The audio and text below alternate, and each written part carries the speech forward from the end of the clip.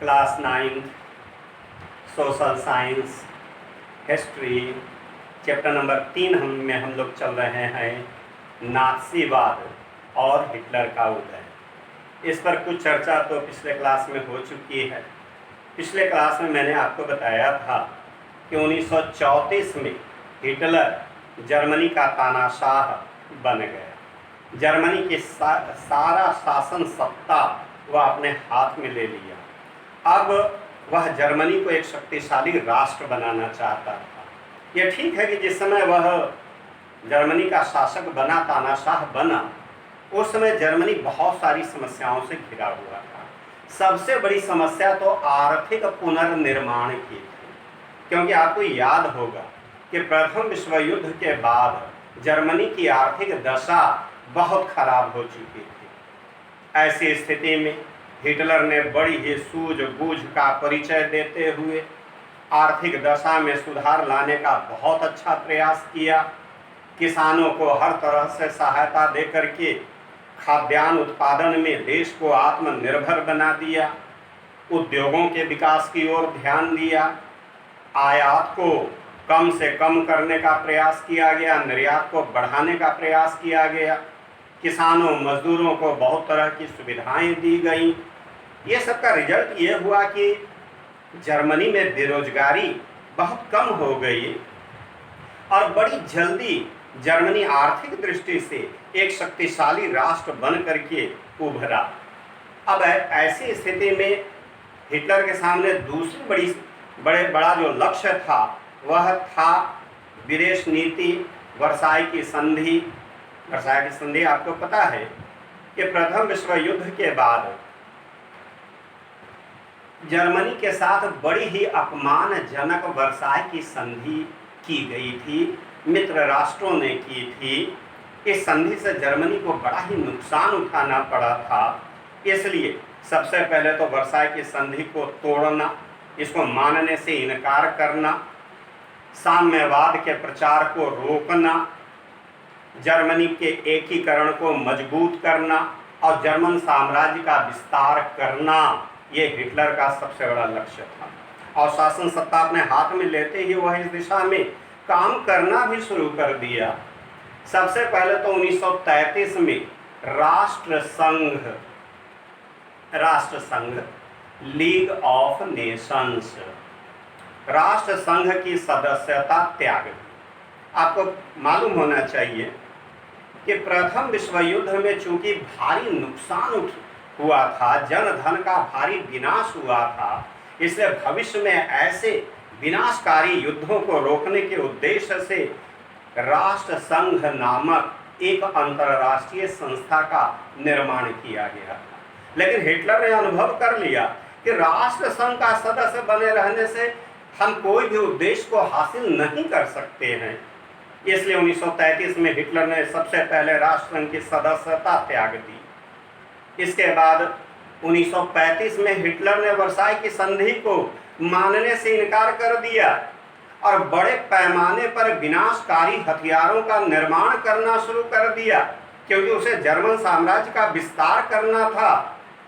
और यही कारण है कि हिटलर ने ऑस्ट्रिया, राइनलैंड, चेकोस्लोवाकिया आदि पर आक्रमण करके उसे अपने अधिकार में ले लिया। इसके बाद हिटलर ने जापान और इटली के साथ मित्रता करके 1937 में रोम, बर्लिन, टोक्यो धूरी।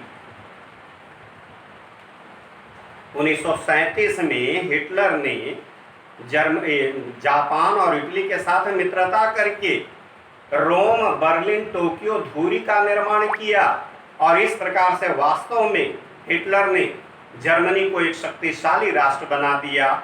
शक्तिशाली राष्ट्र तो बना दिया, लेकिन इसके साथ ही दुनिया में दूसरे विश्व युद्ध का खतरा भी मंडराने लगा। वास्तव में वर्साई की संधि के द्वारा पोलैंड को पोलिश गलियारा दिया गया था। हिटलर ने उस पोलिश गलियारे की मांग की, लेकिन पोलैंड ने देने से इनकार कर दिया, जिस कारण 1 सितंबर 1939 में हिटलर ने पोलैंड पर आक्रमण कर दिया। पोलैंड पर आक्रमण हो जाने से इंग्लैंड और फ्रांस की सुरक्षा खतरे में पड़ गई। इसे मजबूर होकर के इंग्लैंड और फ्रांस ने 3 सितंबर 1939 को जर्मनी के विरुद्ध, हिटलर के विरुद्ध युद्ध की घोषणा कर दी और यहीं से दूसरा विश्व युद्ध प्रारंभ हो गया। शुरू में तो धुरी राष्ट्रों को, यानी कि जर्मनी, इटली, जापान आदि राष्ट्रों को द्वितीय विश्व युद्ध में भारी सफलता मिल रही थी, लेकिन 1941 में युद्ध का पासा पलट गया, क्योंकि दो बड़ी गलतियां यहां पर हो गई। एक गलती तो जर्मनी ने किया सोवियत रूस पर आक्रमण करके, और दूसरी गलती जापान ने किया पर्ल हार्बर पर भीषण बमबारी करके। रूस पर आक्रमण करने का नतीजा यह निकला कि रूसी फौज जर्मन फौज को खदेड़ती हुई बर्लिन, जर्मनी की राजधानी बर्लिन तक पहुंच गई। जब हिटलर ने देखा कि वह चारों तरफ से घिर चुका है, तो बड़ी ही निराश होकर, हताश होकर के 1945 में आत्महत्या कर ली, और इस प्रकार से दुनिया के सबसे बड़े तानाशाह का अंत हो गया। और दूसरी बड़ी गलती जापान ने की, पर्ल हार्बर पर भीषण बमबारी करके अमेरिका को नाराज कर दिया, और अमेरिका दूसरे विश्व युद्ध में शामिल हो गया, जिस कारण मित्र राष्ट्रों की विजय सुनिश्चित हो गई।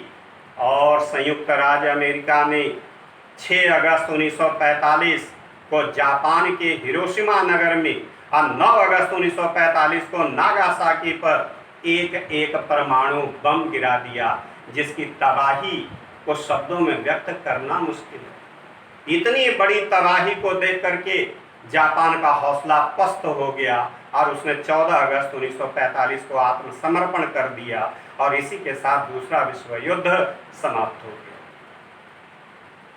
विश्व युद्ध समाप्त हो गया, हिटलर की कहानी भी समाप्त हो गई।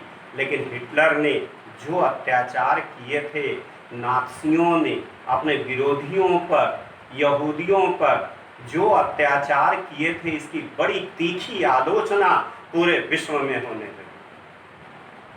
लेकिन मित्र राष्ट्रों ने जर्मनी के साथ दूसरे विश्व युद्ध के बाद वैसा व्यवहार नहीं किया जैसा व्यवहार प्रथम विश्व युद्ध के बाद जर्मनी के साथ किया गया था।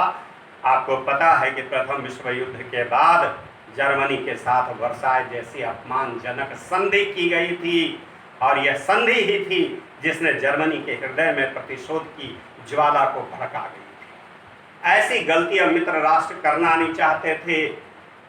ऐसी स्थिति में कुछ प्रमुख नाजी अधिकारियों को मानवता विरोधी घोषित करके उन पर मुकदमा चलाया गया और उन्हें दंडित किया गया। अब यहाँ पर हमें यह भी देख लेना होगा कि नाज़ियों का विश्व समुदाय के प्रति कैसी धारणा थी।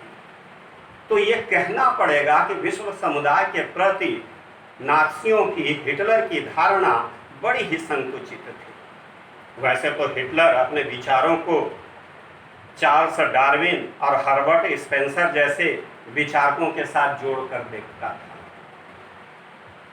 डार्विन और हर्बर्ट स्पेंसर जैसे विचारकों का यह मानना था कि दुनिया में जो योग्य है वही जीवित बचेगा, लेकिन उन्होंने यह बातें पशुओं के संबंध में, वनस्पतियों के संबंध में की थी, मानवता के संबंध में नहीं की थी। मगर हिटलर ने तो इसको मानवता के साथ जोड़ दिया। वास्तव में हिटलर जर्मन आर्य को सर्वश्रेष्ठ मानते थे, और विशेषकर यहूदियों को बड़ा ही निम्न कोटि का, बड़ा निम्न नस्ल का मानता था।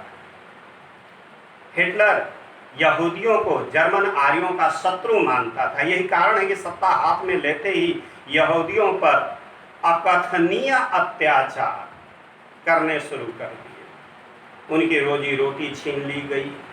हजारों लाखों यहूदियों को गैस चैम्बरों में ले जाकर के निर्मम हत्या कर दी गई। तो भले हिटलर हो या नाज़ी विचार के लोग हों, वो भले अपने विचार हर्बर्ट स्पेंसर और डार्विन के विचारों से जोड़ के देखते हैं, लेकिन ऐसा नहीं था।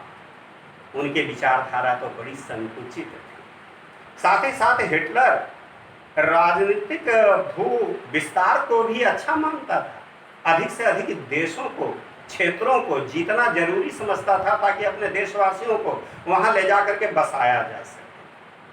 तो यह 9th का चैप्टर नंबर 3 समाप्त होता है।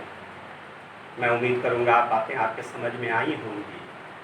जो नोट्स हैं उसको फेयर कॉपी में लिखना है, और किसी भी तरह का कोई प्रॉब्लम हो, समझने में कुछ पूछना हो, तो आप हमसे व्हाट्सएप के माध्यम से जो ग्रुप बना है उसमें आप हमसे पूछ सकते हैं, समझ सकते हैं।